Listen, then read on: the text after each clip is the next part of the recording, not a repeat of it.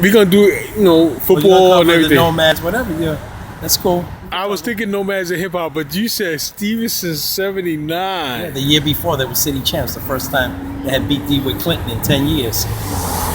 They beat him in 78? Yeah, 78. They were co-city champs. So, tell me more about that. Stevenson, what was it like going to Stevenson in 1979? Well, that was pretty much a crossroad, pretty much. It's the way to connect Castle Hill to Soundview, to Stevenson Commons, to Monroe Projects, and the other buildings in the area. So, it was almost like Kips Bay, that crossway right there where everybody would interact or meet, or where that could be where it went down also, But was it peaceful? Was it a lot of rumbles? What was it? Well, by 79, gangs had already dissolved, There was more organizations now and crews, that were out. So, the culture was changing, hip hop was growing, going now, getting ready to go into the 80s. Right. In the 80s, hip hop was real big, It started being more recognized in an organized fashion. Hold on. When the song came out, what's that? Sugar Hill Gang. What was you doing? What was you doing? Wow, I was in school. I was partying hard. I was starting to explore the lower east side of Manhattan, and the lower west side. Ended up coming across the Paradise Garage. Started hanging out at the Paradise Garage in 79. Had a neighbor that was a member. What was Stevenson? You said you went to Stevenson, right? I went to Stevenson, yeah. I graduated in 80. In 80. So in 1979. So I went to Stevenson from 76 to 80. Wow. What was that experience like? That's what I want to know. I don't know, in the neighborhood, I always grew up and knew everybody from all the projects. So, it was very easy for me to flex and be neutral, And so I was never a real threat, I was pretty cool with everybody. But each area had its gangs, had its own small subculture within there just brewing. Right. Soundview, Soundview had Spades on one side towards the Randall and Lacombe Avenue up in there, very heavy threshold. And then on the other side, the president of Savage Nomads lived on the other side off the Horseshoe named Frankie. Oh yeah? Frankie was down for many, many years. I had much respect. He kind of was one that broke the boundaries between the Nomads and the Spades. Well, hold on. You saying Frankie the Nomad, Savage Nomad was on a horseshoe? That's the heart. No, that's the right? The horseshoe in Soundview is where the Sex Money murder case took place at. Right. And that's where they had the football massacre. So he lived off to the right side of the horseshoe. That whole little spot called the horseshoe. But wait. Are you saying that horseshoe was Nomads? On one side, Frank lived there. It wasn't heavily entrenched. The Spades were pretty much on that corner of Soundview. Who controlled Soundview? Spades probably would control more of Soundview. But you say Nomads was there. Frank was there, but since Frank grew up in Soundview, he always knew a lot of people, so they kept a lot of neutrality and a lot of peace there. You was a Nomad. I was a baby Nomad, 3rd Division. And what years was this? You're talking 72. 72, 73? Yeah, early 70s. Early 70s. You said something about sports, football. What's going on with you in football? I'm currently the regional director for the New York Giants youth football program. Okay. I went ahead and started a new program in Harlem. Okay. Called ER Sports Instructional Camps. I'm working with PS 76M and IS 76M on 121st and Adam Clayton Powell. We have private instructions, and we're getting ready now in 2 weeks to open up to the community and offer a free camp on Saturdays to boys and girls that are interested in learning about tackle football and heads-up football.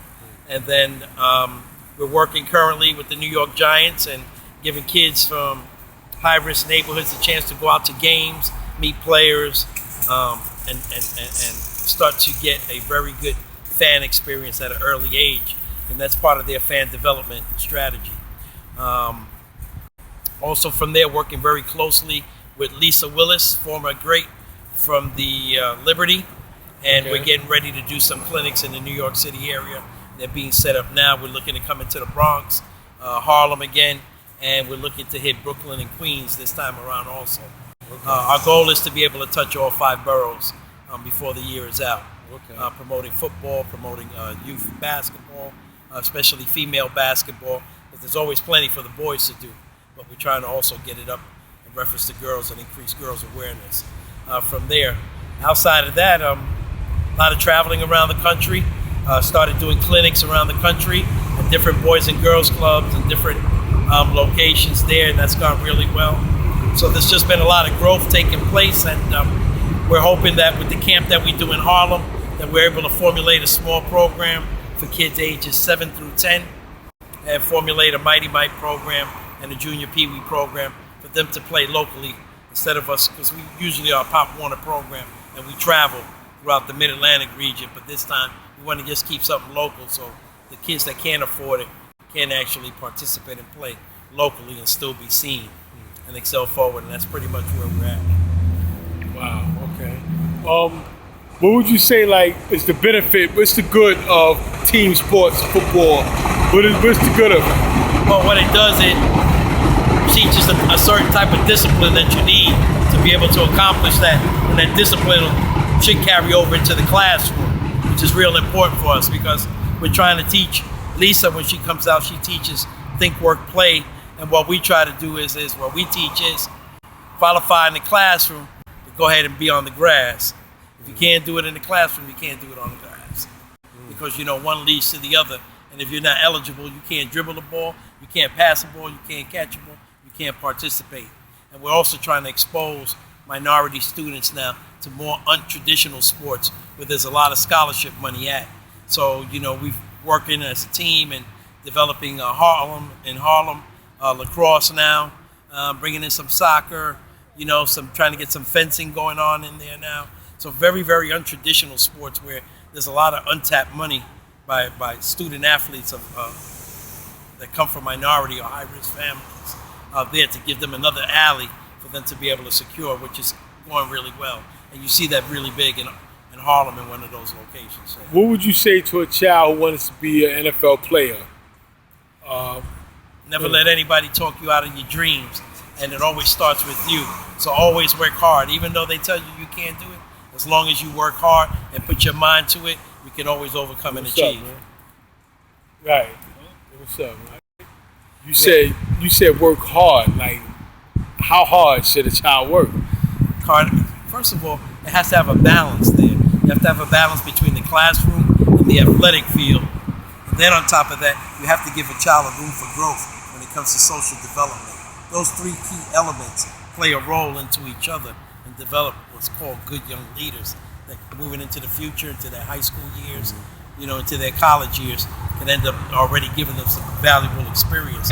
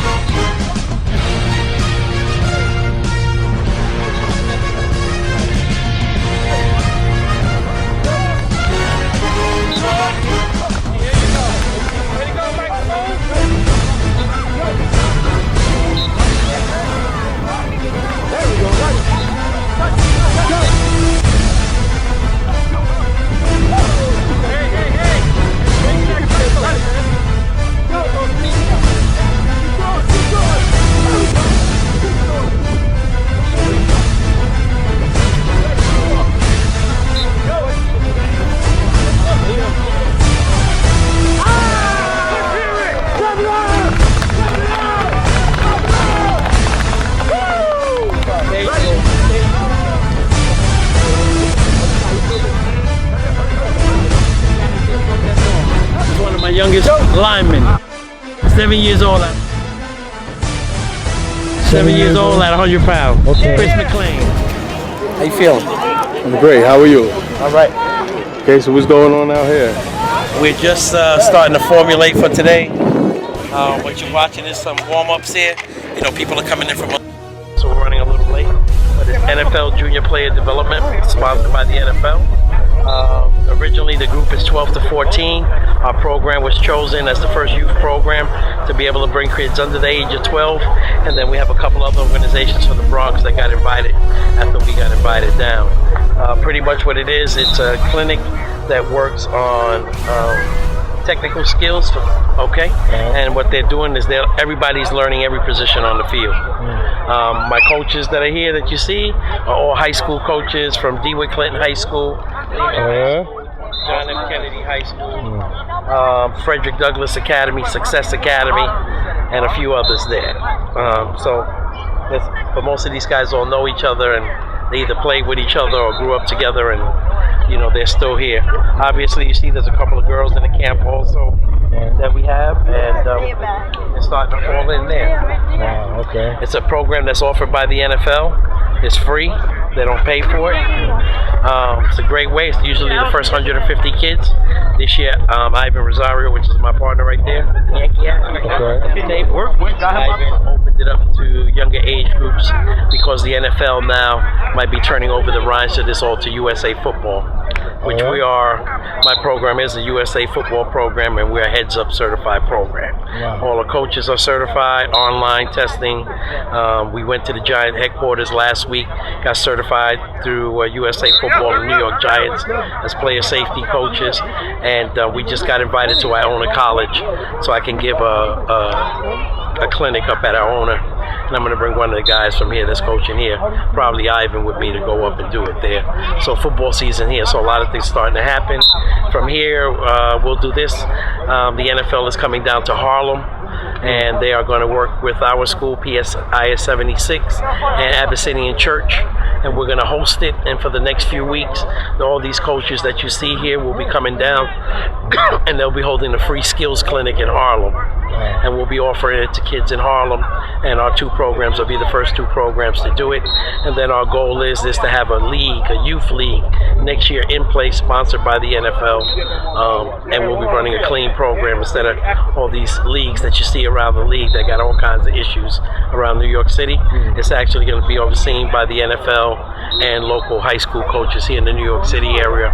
So the skills that the kids are learning are up to par, safety is up to par, and it'll be a great way to get kids involved at no cost. Wow. Okay. But that's why we come here. This is like the original home in the Bronx when it comes to the NFL's JPD program, because Coach Horowitz coached at Kennedy. Right. So that's why you see so many guys from Kennedy and from Clinton, the old rivalry. They played or coached at Kennedy, and now they left and they came to Clinton, and they're coaching at Clinton, but they're still close. So Coach is retiring at the end of this year, Coach Horowitz. Yeah, he's retiring this year. Kennedy?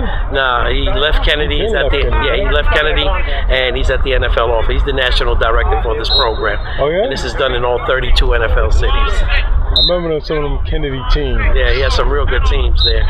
They won about 4 or 5 city championships. Yeah, they had a little run. Yeah, they had a little dynasty for me. Every week I see you look cleaner and cleaner. I don't know what you're doing, man. This is my man right here from Frederick Douglass Academy. We're going to be working with him out of Harlem also, okay? And he's coming down, and he'll be one of the coaches that you'll see out there. Okay.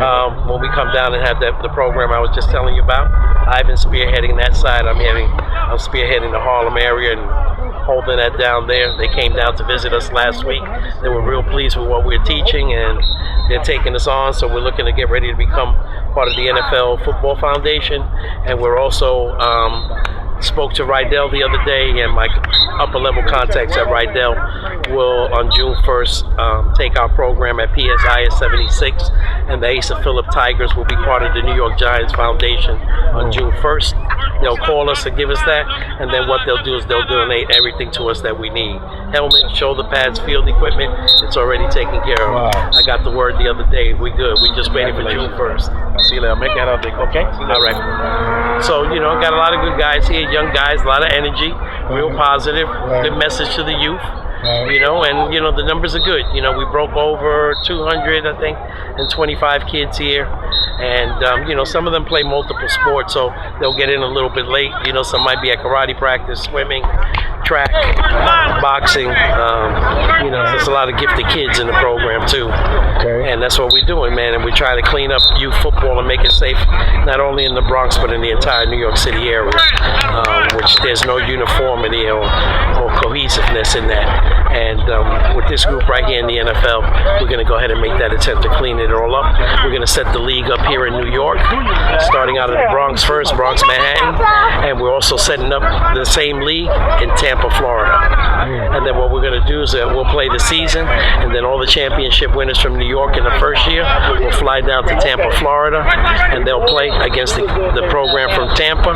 And then the following year, the Tampa program will come to New York, and we'll host it up here, and we'll go back and forth. We know some good kids. You want to walk around, take a look, move up a little closer. Come on. Now, what's exactly your title? What exactly is your position? My position is I'm the regional director for the New York Giants youth football program. I'm also the director of football for Asa Philip Randolph, which is IS 76 in Harlem. And I'm also responsible for PS 242. Between those two schools, that's how we put our team together. And then whatever slots are open, we open up to the community, and it's free. And that was the biggest thing there because it's so expensive. We have the Harlem Jets around the corner from us. They charge the kids $550 to start.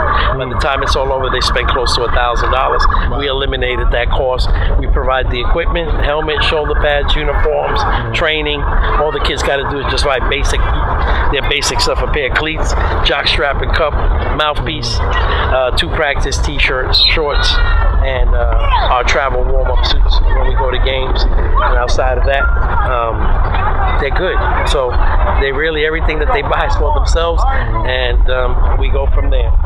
Okay, so what's going on now? So right now what you see kids in blue jerseys and white jerseys, and those numbers will keep growing throughout the evening as kids come in from school and stuff like that. And pretty much what we're doing is we're going through warm-ups right now, and then once the warm-ups are done, they'll break into their respective groups. But if you look at the shirts, some shirts the chest is white, some shirts the chest are blue, and they'll split up into their respective groups, blue and white.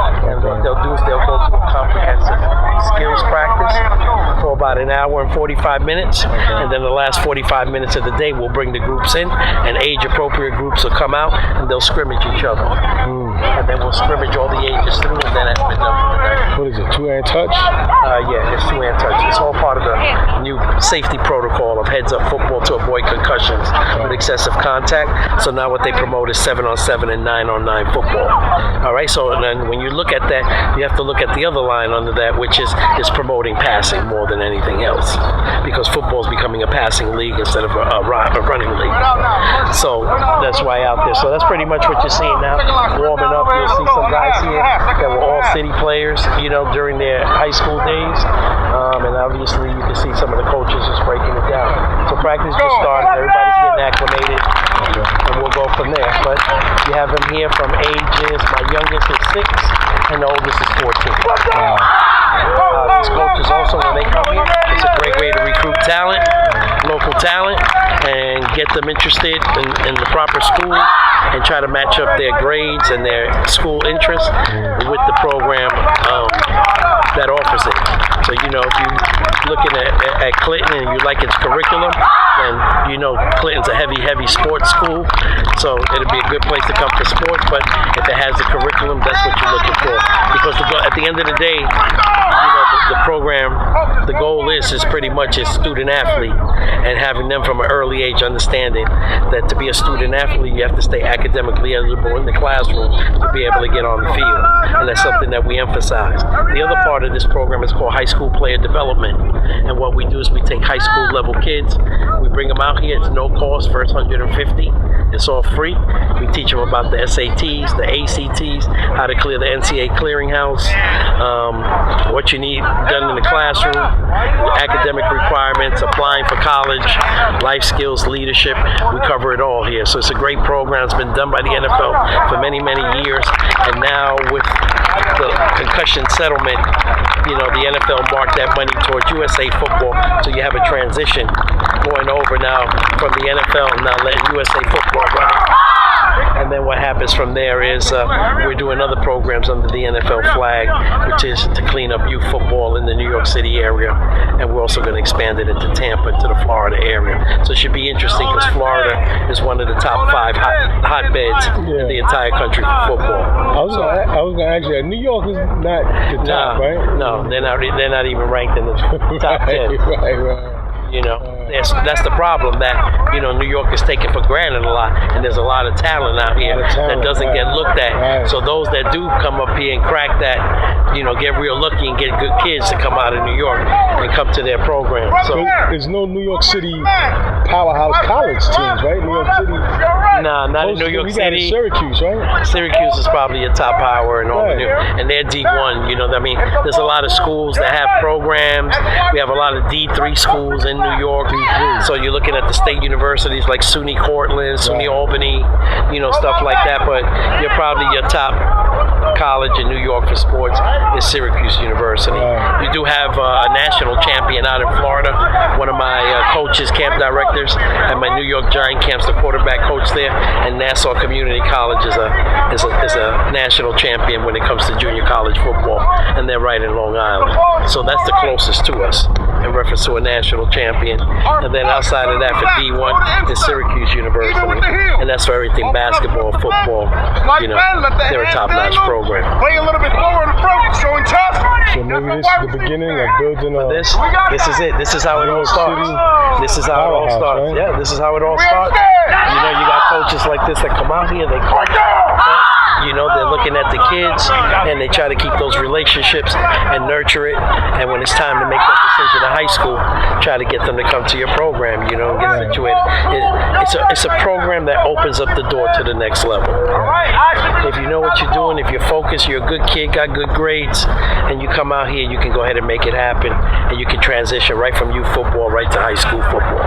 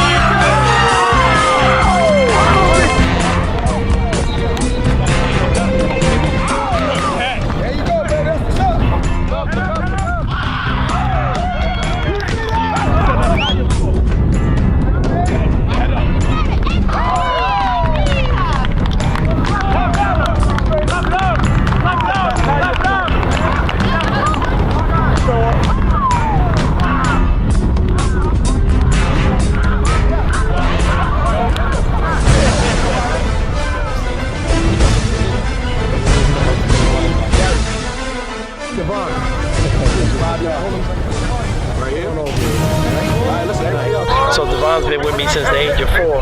Devon pretty much has been started in our developmental player program, which is kids 4 to 6, and we teach them everything that our travel teams learn.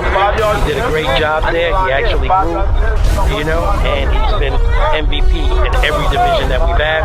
He's also been our Gatorade NFL pump, pass, and kick champion for 5 out of the last 6 years. He didn't get it last year because he wasn't at camp. He had a handle school in the summer, but outside of that, he's been probably our top player in our youngest division right here. And up and coming, we have a young quarterback, a 9-year-old quarterback that's right over there. His name is Ray Jonas. Why you so far away? He's for NFL JPD. Okay. And between him, let me call Ray over. What's your favorite position? Talk to him right there. Running back and Here, why don't you slide over a little bit? Hey, sweetie, just go right to the table. All your paperwork is turned in. See that guy with the Yankee hat? Tell him your Coach Ed's new guy, but he got all the paperwork. What's up, Jay? How you doing? All right? Okay. But I'm real proud of him. This year, he was our Walter Payton Sportsmanship Award winner, which is one of our most prestigious awards.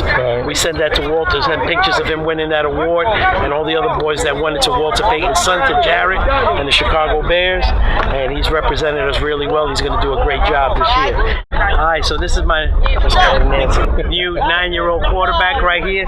He just made the cover of NFL Junior Player Development Program. He's the cover boy right there. It's my 9-year-old quarterback. He also plays nose guard, and he should be one of our captains by the time we finish camp and everything else. We're actually going away to camp this summer. We're going away for 3.5 days up to Pennsylvania, Lakewood, Pennsylvania, Camp Marasha. And we're going to be out of the city focusing on football. 3 practices a day for those 4 days running. You know, we'll have our spirit rally up there too. We're gonna do a bonfire just like the colleges do, and then we'll allow parents to come up Saturday night. So when we finish practice Sunday, they can scrimmage and watch them scrimmage their first game of the season. And once we get back, we got 4 more scrimmages, and then we're playing at MetLife Stadium. Just remember, you folks see him. My man's right from Bronxdale. Don't forget that. All right, because this is how we got into this conversation. We started with gangs, we started with hip hop, and you know what? And now we're showing, after we've gone through these generations and these segments of gangs and the evolution of gangs and hip hop and everything else, this is our new generation right here. And this is how we try to keep them positive away from those negatives that brought us to where we at today. And this right here, he's a prime time example right out of Bronxdale, Soundview, out here doing this thing. This is the age of 4, and I got him from right here, so the west side of Manhattan, West 83rd, okay? And then I got all my other kids here from Harlem and the Bronx there. They're all doing a good job, and you know what? We're going to do pretty good this season, even though we're a first-year program. They're actually going to surprise you. You'll see their highlights on Facebook every week. You'll be able to access their tapes. But these 2 guys right here, these are 2 of my best players in my 9 and under division, and we're expecting them to do a lot of big things there, offensively and defensively. Okay. All right? All right, take off.